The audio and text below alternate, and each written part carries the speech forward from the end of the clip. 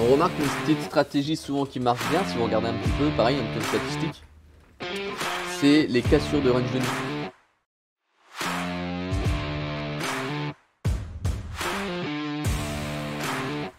Vous avez remarqué que quand on casse le range de nuit, souvent le marché il vous donne des types derrière en fait. Donc on peut faire, regardez, je vous invite à faire un petit peu cette statistique là.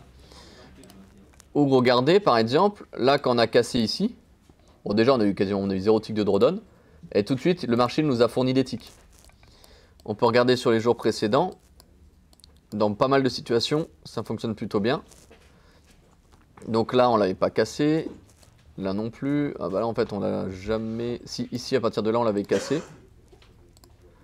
Donc là il donnait 12 ticks, à partir du moment où on l'a cassé, et 12 ticks et sans drawdown parce qu'en fait on se rend compte que quand il a cassé, il a vraiment cassé nettement. C'est ça qui est important. Quand il y va, il y va. C'est ça la notion qui est importante, c'est est-ce que derrière il nous met en drawdown quand il le casse.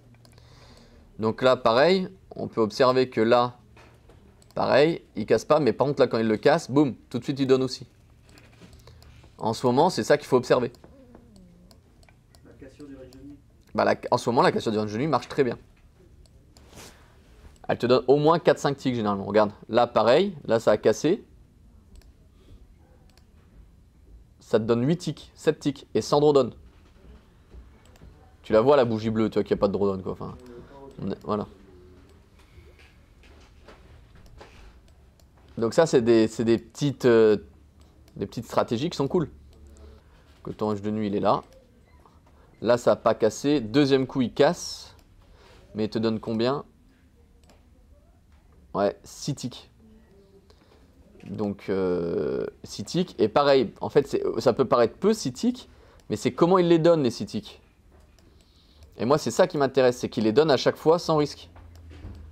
On est d'accord que pour moi casser d'un tick c'est pas casser, hein. On est tous d'accord avec ça.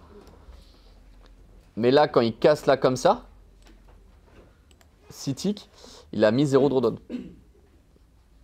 Ah ouais, du coup si tu joues la cassure, tu prends 2-3 ticks après ton niveau. Tu peux aller à 4-5 ticks. Parce que tu regardes la stat, à chaque fois 4-5 ticks il te les donne. Tu vois? Donc là pareil, pour moi on est clair que un tick, on se rappelle, un tick pour moi c'est pas cassé. Donc là il casse d'un tick, on va pas le prendre en compte. Mais par contre quand il retourne la deuxième fois, là il nous met un petit peu de drawdown, il nous met 4 points de drawdown avant d'en donner 6.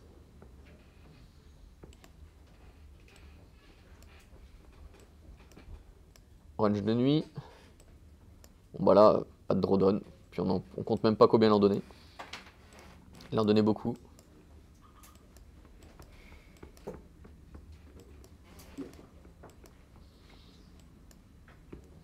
Donc vous voyez, ça c'est une petite stratégie qui marche honnêtement plutôt pas mal. Là par contre, là ça n'a pas marché. C'est ça qu'il faut savoir prendre son stop aussi là-dessus. Hein. Parce que forcément, comme toute stratégie, elle ne marche pas à 100% du temps. Parce que là on casse un petit peu, on serait rentré je pense là-dessus. On casse de 2-3 ticks, vous voyez. Là on serait rentré je pense dans ce truc. 3 ticks. Et là boum, on remonte de 20 ticks.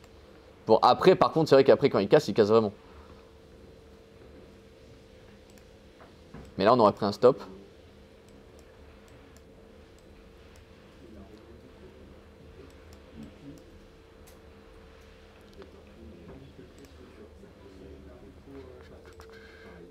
Ouais, là aussi on aurait pris un stop je pense. Quoique on aurait peut-être déjà sorti des lots en gain. Mais fiat. Non 3 ticks, ouais non. 3 ticks on aurait pris un stop aussi. Bien qu'après il était 10 heures. Tiens c'est intéressant aussi de voir cette statistique là.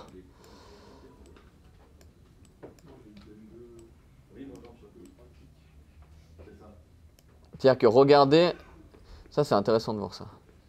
Il faut essayer de aussi comparer à l'horaire. Quand est-ce que la stratégie marche mieux, à quelle heure? Est-ce que ça marche mieux quand c'est dans l'IB?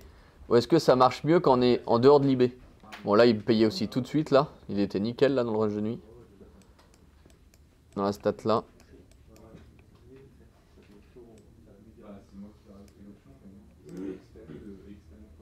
Regardez là aussi, on se rend compte que là aussi il a très bien marché le range de nuit. Donc bref, tout ça pour dire quoi? Que regardez un petit peu, le range de nuit c'est un trade intéressant à chaque fois. De le jouer contrarien ou de le jouer à la cassure, souvent ça paye. Là c'est vrai que contrarien il n'a pas marché. Alors que franchement, il avait toutes ses chances de marcher. Parce que honnêtement, regardez, je vais vous montrer un petit truc. Vous savez qu'il y a des bons trades perdants, ça vous êtes au courant quand même. Après, il y avait la VVAH au même niveau que le range de nuit, donc c'était vraiment un short à tenter quand même. Ah bah, il y avait non seulement la VVAH, mais votre IB potentiel était... Regardez un petit peu.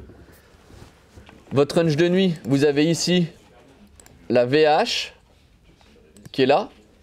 Votre IB potentiel, on avait dit qu'elle était de combien? 27, ça tombait vite. Ouais, 40. 80 divisé par 80 divisé par 3. C'est 20. C'est 26, ouais, 26, 27. Et on était pile poil à 29. Donc le short du range de nuit, c'est juste un très bon trade perdant, les gars.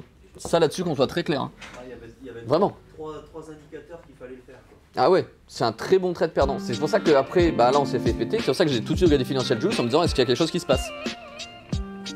Donc maintenant, bah non, rien qui s'est passé. Donc voilà, c'est un bon trade perdant, il en faut.